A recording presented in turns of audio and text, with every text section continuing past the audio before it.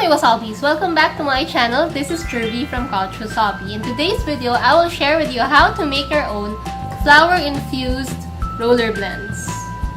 If this is something that you would want to see, please keep watching.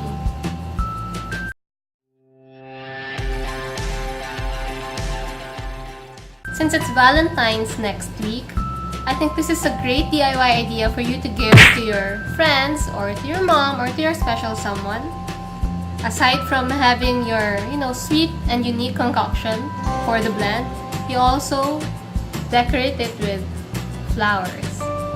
This idea actually came from a fellow Ilific. Her name is Hilda. Thank you, Hilda, for sharing this idea with me.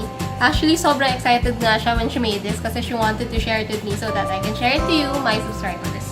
So, for today's activity, you will only need a few ingredients. As usual, you're going to be needing your carrier oil. For today, I will be using this pure sunflower oil from Tesco. I got this from SM Hypermart. And then you will also be needing your essential oils. So for today, I will be using Young Living Ilang Ilang. And then, aside from your carrier oil, your essential oil, of course, you will be needing some roller bottles. So, I have this 5 ml roller bottle. And then, ang pinaka-importanting ingredient for today is your dried flowers. So, it's important that you have your dried flowers as compared to putting in fresh flowers kasi baka malanta siya inside the bottles. So, you would rather have dried flowers or flowers that you normally put sa tea. Actually, pang tea itong mga ito. I also got these from Shopee. They're very inexpensive. This is like 50 pesos for 50 grams. I chose a couple of flowers, but I will only be using one per bottle. So, let's start making it. Okay? Let me get my roller bottle. You have to make sure that it is glass. And then, let me just put my essential oil of choice. You can actually make whatever combo you want. So, ilang-ilang is really great, especially now that it's Valentine's season. The smell is very romantic. It's very floral. For today, I will also be using this very large dropper. Pang turkey baster siya actually. Nabili ko rin sa Shopee. And then, instead of creating a mess, I'll just use this to fill in my roller bottle. Since we are putting in flowers inside, dapat half filled lang siya.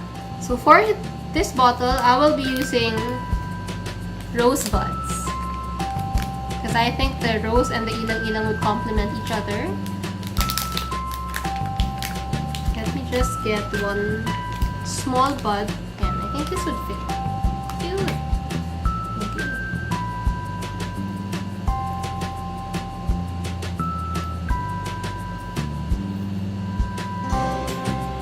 Just put it in very slowly.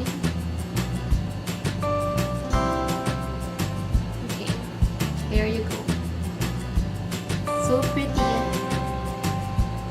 And then, fill it up with carrier oil.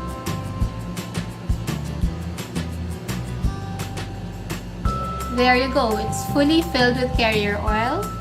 Seal it up with your roller. Today, I will be using this gemstone roller. Tiger's eye siya. Ayan. There you go. And then, give it a little shape. And it's so nice. Perfect for Valentine. There you go. So here are my 3 flower-infused rollers. I actually made 2 more earlier para lang mapakita sa inyo yung iba-ibang style ng flower-infused roller blends. So we have here yung Kisperin. I put calendula inside. It's really pretty.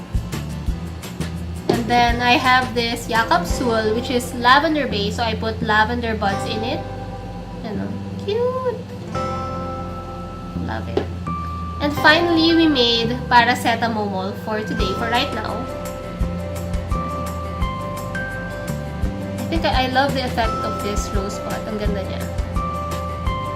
Yan.